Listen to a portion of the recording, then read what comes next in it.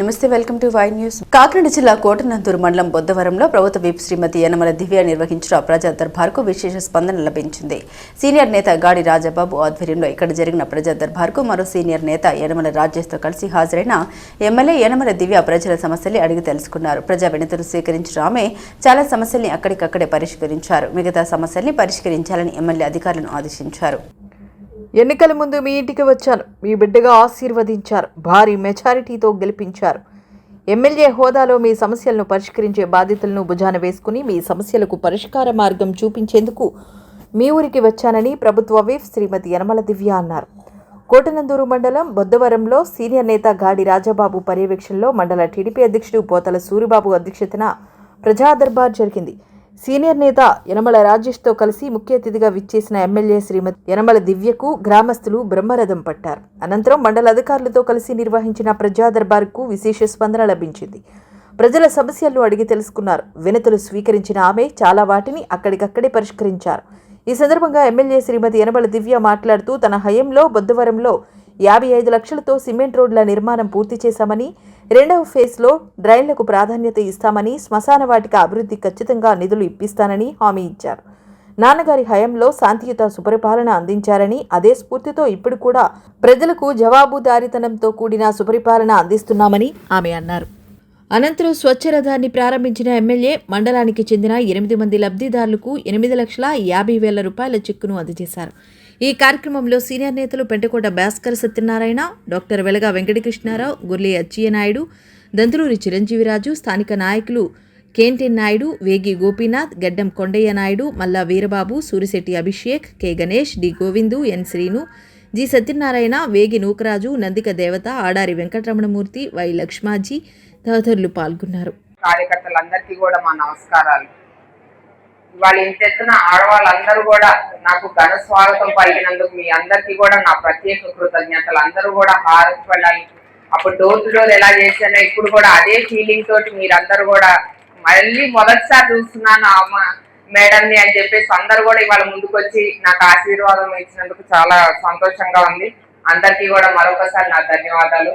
అలాగే ఇవాళ ఇక్కడ బొద్దవరంలో మనం ప్రజా దర్బార్ అనేది ఏర్పరచుకున్నాం.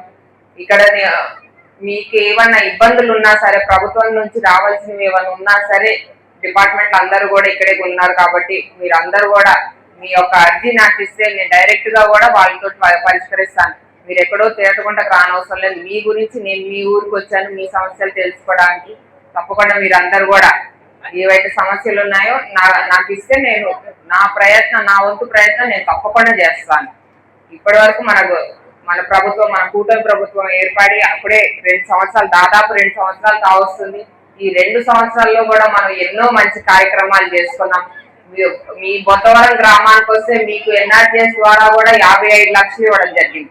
50 లక్షలు అనే చిన్న విషయం కాదు. అసలు మీరెంతో మంచి మెజార్టీ ఇచ్చారు నాకని చెప్పి మీ గ్రామానికి ఏదైనా చెయ్యాలనే ఒక ఆలోచనతోటి మీకు 8 రోడ్లు వచ్చినాయి.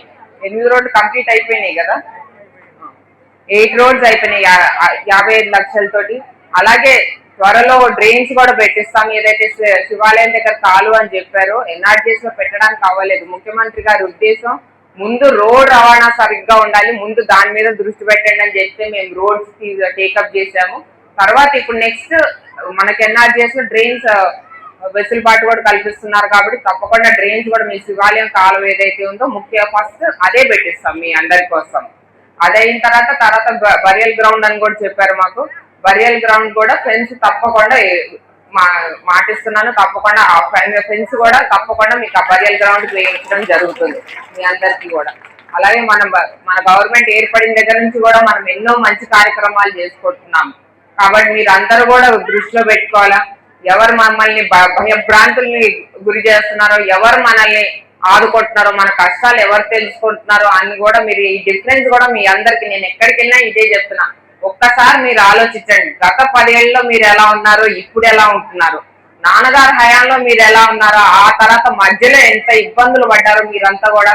మళ్ళీ ఇప్పుడు మీ అమ్మాయి లాగా మీ ఊరికి వచ్చాను, మీ అమ్మాయి హయాంలో మీరు ఎలా ఉంటున్నారో కూడా మీరు అందరూ ఒకసారి డిఫరెన్స్ తెలుసుకొని మాకు ఇప్పుడు కూడా ఇంతే ఆదరణ చూపించాలని మనస్ఫూర్తిగా కోరుకుంటున్నాను. మీ అందరినీ కూడా ఏదైతే అర్జీలు ఉన్నాయో నాకు ఇక్కడ ఇవ్వండి.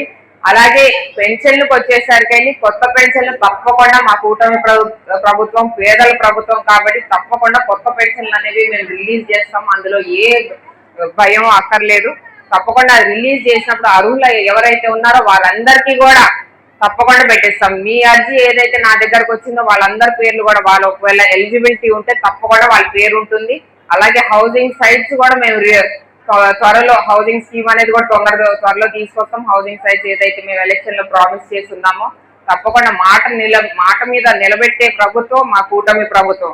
కాబట్టి మీరందరూ కూడా నమ్మకంతో ఉండండి. తప్పకుండా మీకు ఏవైతే సంక్షేమ పథకాలు ఇప్పటి వరకు ఆడవాళ్ళకి ఇన్ని చేసుకుంటా వచ్చాం, ఏవైతే ఎలక్షన్ లో హామీలు ఇచ్చినా దాదాపు 90% వరకు కూడా ఇవ్వడం జరిగింది.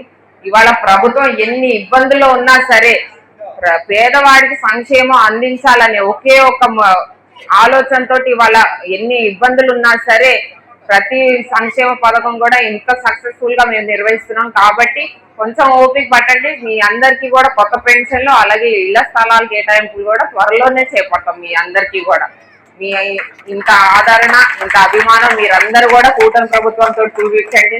మా మీద నమ్మకం పెట్టుకోండి. తప్పకుండా మీ బాగోగులు మేమందరం కూడా నిలబడి చూసుకుంటాం. Thank you.